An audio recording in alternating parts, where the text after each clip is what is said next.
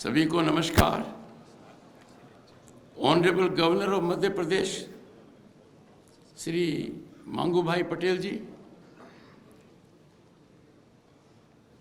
Honourable chief minister of Madhya Pradesh doctor Mohan Yadav, मनमोहक अभी आप पर हम सब ने देखा।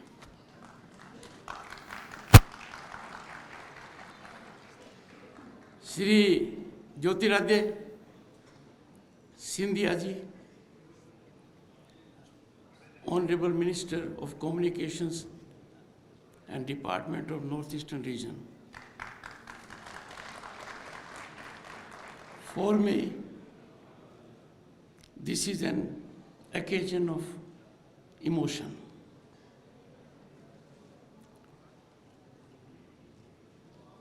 आज का दिन मैं कभी नहीं भूलूंगा और कभी कल्पना नहीं की थी कि आज ऐसे कार्यक्रम में उपस्थित रहूंगा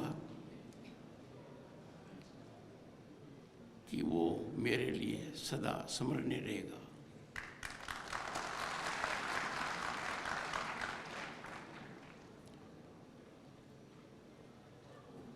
Three generations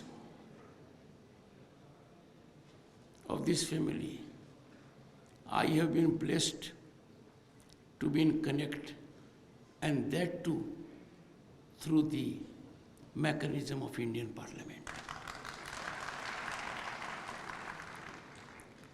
It was a touching moment for me in 1989 when for a very brief period Raj Mataji was Member Parliament Rajya Sabha and I was Member Parliament Lok Sabha. I sought her blessings. She epitomized commitment to nationalism, virtuosity that inspires us and motivates us. मुझे अंदाजा नहीं था कि वो आशीर्वाद मुझे कहाँ तक ले जाएगा।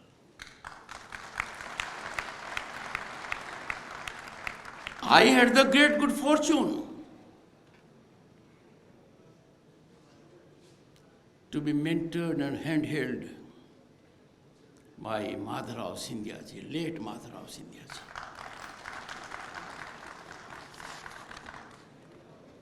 माधव भगवान विष्णु और कृष्ण के प्राथमिक उपनाम है। मेरे जैसे अनेक पार्लियामेंटेरियंस के वो माधव थे।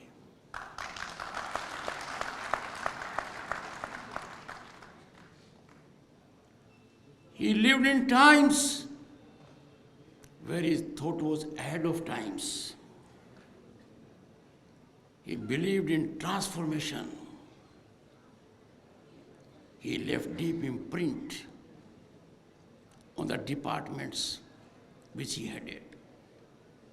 किसी भी मंत्रालय में गए, ऐसी अमिट छाप छोड़ी जो आज तक याद है।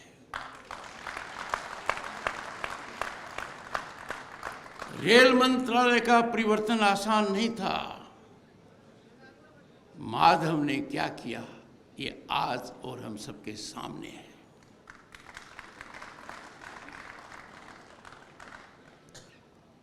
उनका आकर्षण शब्दों में वर्णन नहीं किया जा सकता। बहुत भावुक क्षण है मेरे जीवन के, जब उन्होंने हिम्मत बंधाई। आदमी के जीवन में ऐसे संकट आते हैं, वज्रपात होता है, वो बर्दाश्त नहीं कर पाता है, जब अपने सबसे प्रिय को खो देता है। माधव का पहला फोन था।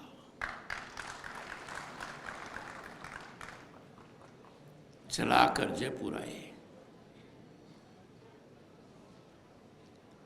और आज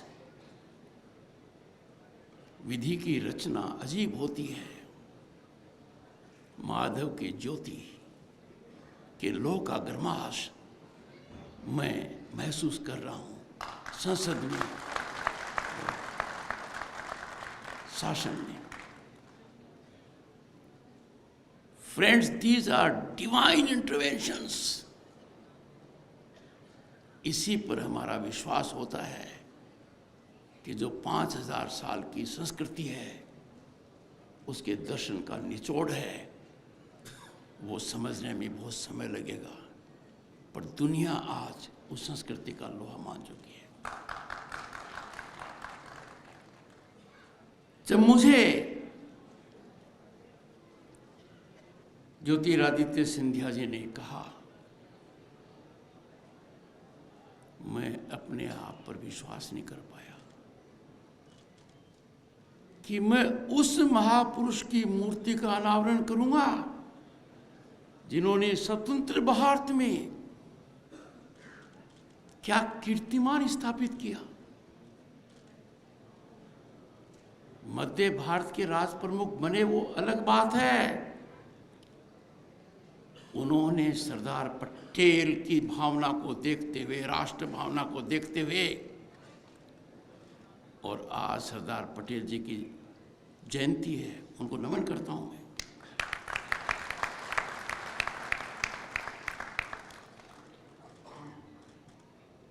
जो मूर्ति का अनावरण किया है, उन महानुभाव ने आज़ादी के बाद राष्ट्रीयता को नई गति देते हुए became one of the first to integrate with Bharat, and along with several others in this area. That was his vision. Ladies and gentlemen, the historic event of unveiling his statue will ever be etched in my memory. Shri Narendra Singh Tomar ji, I again have the good fortune of being guided by him while I was, and I am, Vice President of the country, and he happened to be Union Cabinet Minister. I remember a day when we were having a function at Noida. I persuaded the Honorable Minister then and now Speaker of Madhya Pradesh Assembly, Sir, मुझे आपके साथ की आवश्यकता है, अपने साथ चलेंगे। मैंने इशारा किया, आपकी गाड़ी की तरह ये आकर मेरी गाड़ी में बैठ गई। सीधे इनको लग रहा था मैं कहाँ जाऊँगा, मैंने कहा आपके निवास जाऊँगा।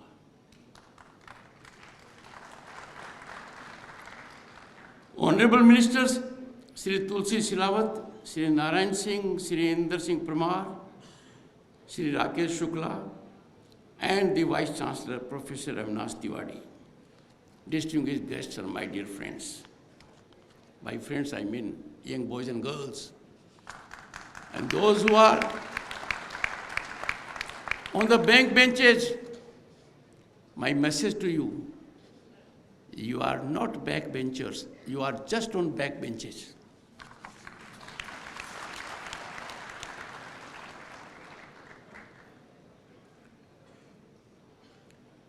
I am deeply moved by the profound significance of this moment. It is easy to imagine now that things have taken place. But when you roll back, काल चक्र को घुमाकर पीछे जब जाएंगे तो हमें पता लगेगा कि वो जमाना कैसे था, कैसा था। उसमें ये सोच आना, much ahead of times. And for that, my salutations. Friends, if I go deep into his rule, it embodied the confluence of foresight, courage, compassion, ushering in unprecedented public welfare and social progress, primarily focusing on education. I fully subscribe to the view of Honorable Minister Jyotiradittya Scindia Education is the most impactful mechanism of transformation. Education brings about equality and cuts into inequities. Education alone can be put as fragrance and nectar of democracy. Education makes us aware of human existence, human dignity, and our belief in prosperity of the planet. And when someone focuses on this, हमारे मन में एक ही विचार आता है, आदर भाव का, सम्मान का। ऐसी शख्सियत हमारे लिए प्रातः पूजनीय, सदैव आदरणीय है।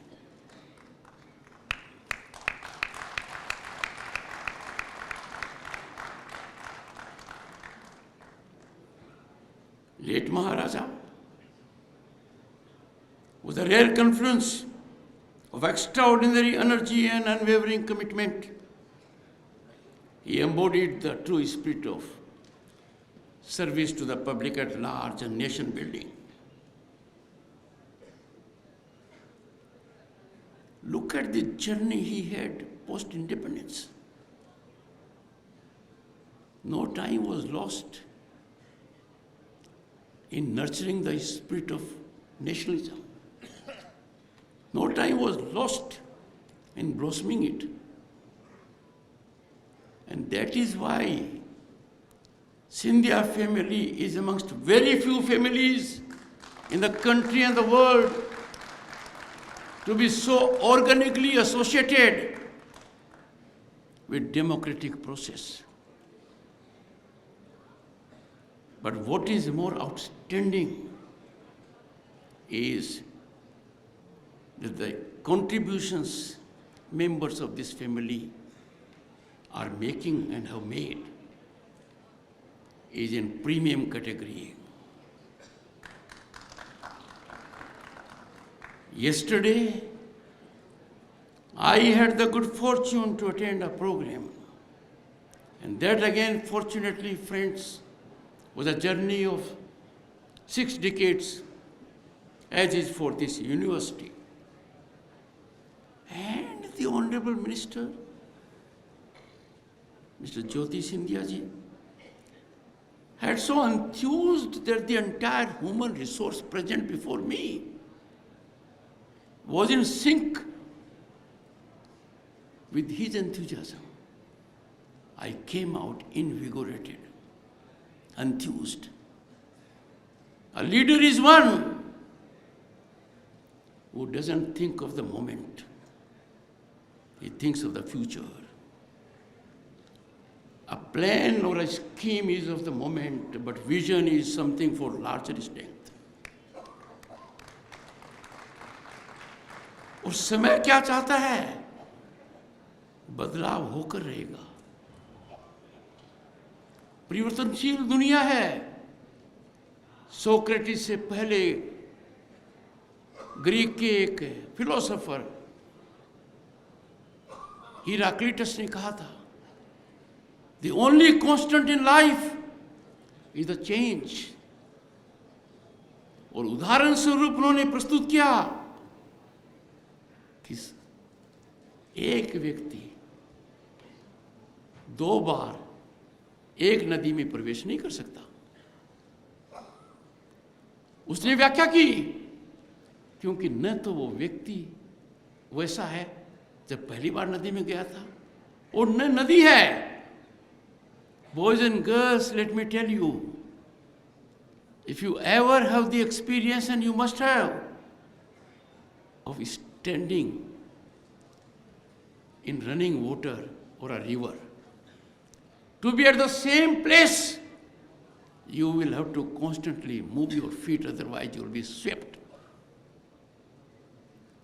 और बड़ी प्रसन्नता का विषय है कि शिक्षा जो अत्यंत महत्वपूर्ण है, प्रधानमंत्री नरेंद्र मोदी जी ने 3 दशक के बाद एक ऐसी राष्ट्रीय शिक्षा नीति का निर्माण किया जो भारत के भविष्य को सुरक्षित करती है। पश्चिम बंगाल के राज्यपाल की हैसियत से मुझे इसका ज्ञान बोध है। Stakeholders in thousands gave in their inputs, and then we had this policy. इस पॉलिसी पर जिस चीज़ का ध्यान दिया गया है, मैं मानकर चलता हूँ कि ये महाविद्यालय, विश्वविद्यालय will take lead in executing the policy to the last mile. आज के दिन दुनिया बदल चुकी है। एक जमाना था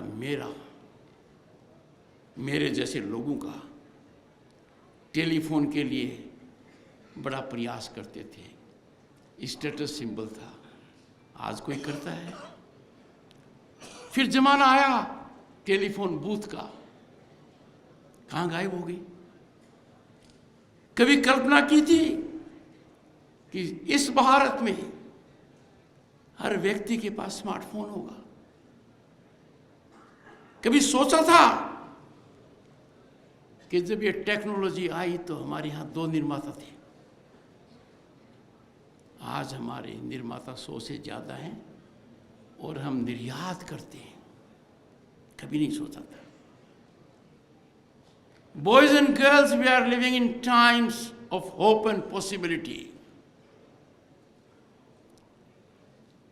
आज के दिन आप अपनी प्रतिभा चमका सकते हो, क्योंकि ऐसी व्यवस्था का निर्माण हो चुका है where you can fully exploit your potential and realize your dreams and aspirations.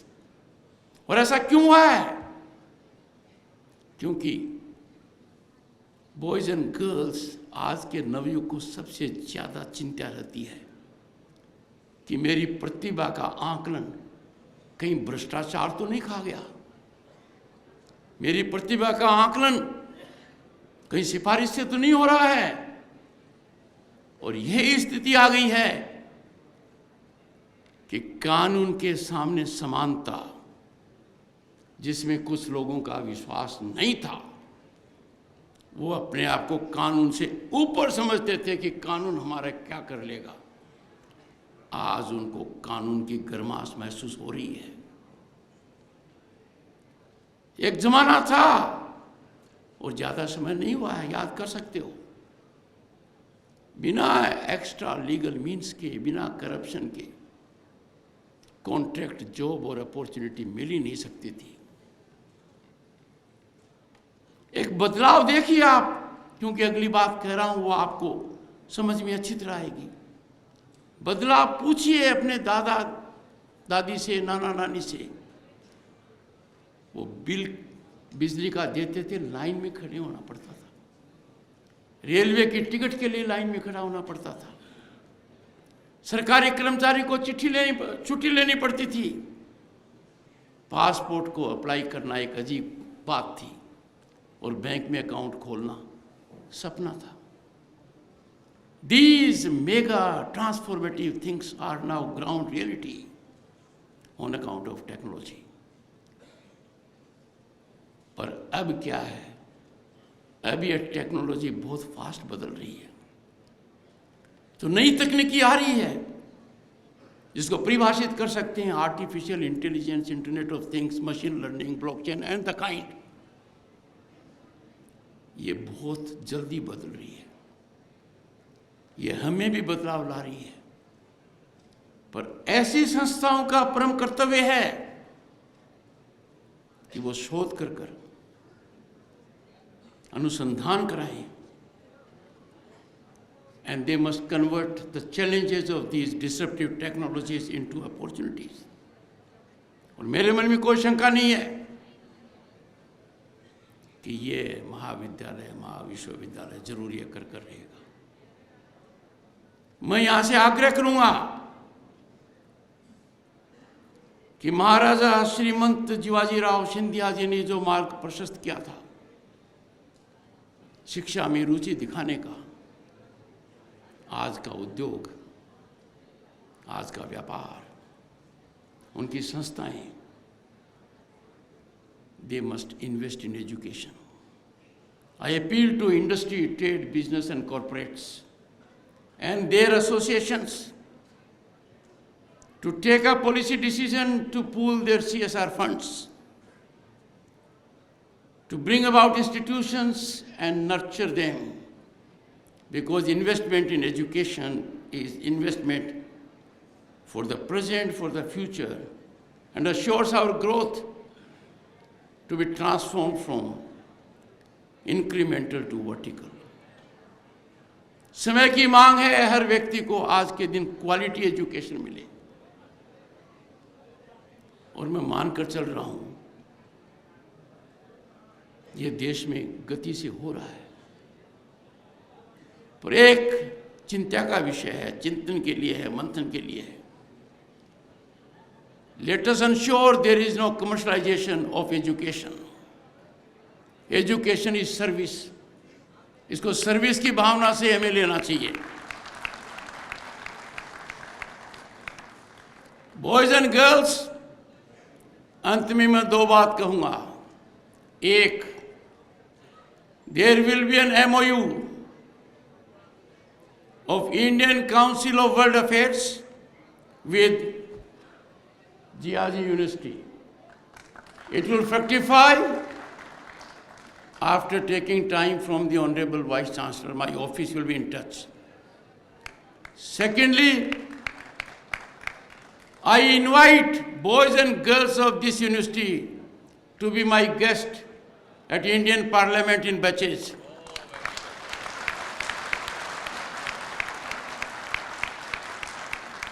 That will give me an occasion to interact with you there. I can see the smile, I appreciate it. And boys and girls, you will be happy to note this is ongoing exercise. पर एक बात ध्यान रखिए, न्योते में देरी नहीं करनी चाहिए.